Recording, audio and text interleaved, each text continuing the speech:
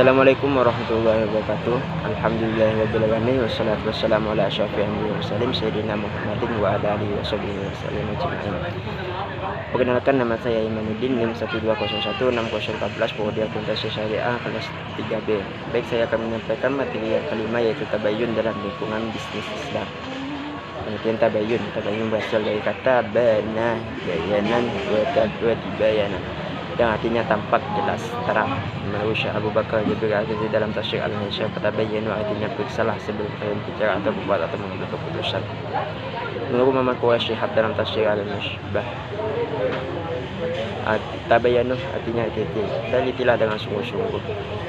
Menurut Gustur dalam bukunya yang berjudul Tabayyun Gustur, tabayyun adalah menjernihkan dan memperjelas suatu perkara atau asal muasal suatu peristiwa sebelum berdebat dalam berselisih paham.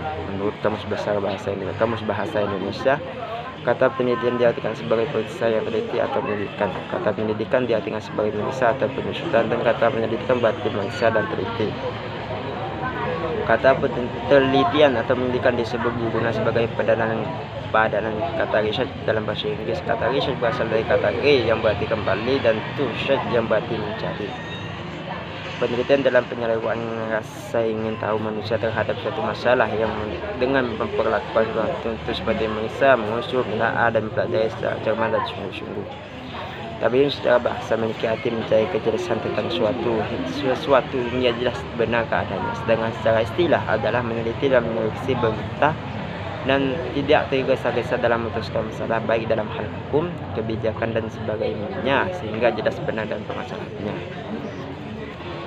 Selanjutnya itu pentingnya tabayun. Tabayun adalah akhlak mulia yang merupakan prinsip penting dalam menjaga kemurnian ajaran Islam dan keharmonisan dalam pergaulan.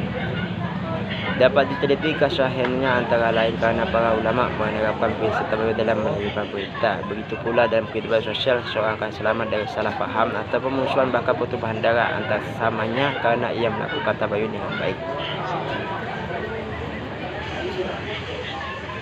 Riset atau penelitian adalah kegiatan yang akan menurut kaidah dan metode ilmiah secara sistematis untuk memperoleh informasi, data, dan keterangan yang berkaitan dengan pemahaman dan pembuktian kebenaran dan ketidakbenaran suatu asumsi atau hipotesis di bidang ilmu pengetahuan.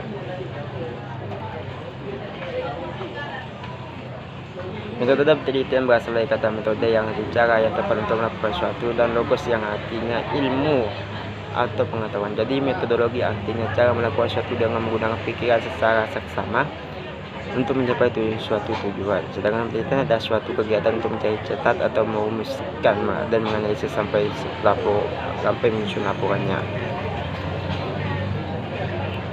Dan selanjutnya, ciri atau metode tabayun dalam Islam. Melakukan tabayun dalam arti yang sudah lama melekat dalam tradisi keislaman, keilmuan keislaman. Sejarah kebudayaan Islam yang diwarnai oleh keturunan para sejarah Muslim seperti Al-Farabi, Al-Khwarizmi, Ibnu Khaldun, Imam Ghazali, dan banyak lagi para ilmuwan abad pertengahan.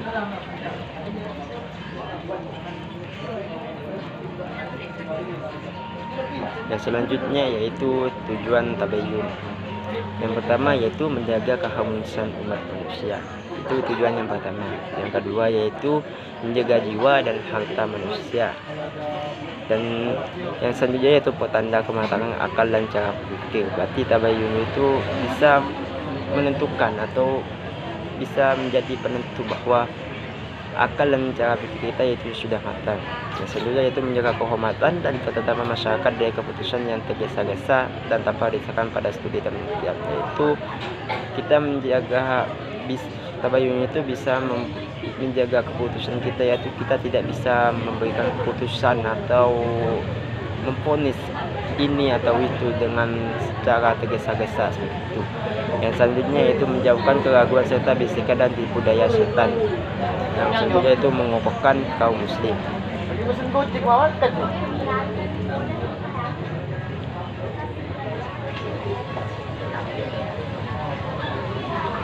Mungkin itu saja yang bisa saya sampaikan. Kurang lebihnya saya mohon maaf. Wallahu muwaffiq ila aqwamit thoriq. Wassalamualaikum warahmatullahi wabarakatuh.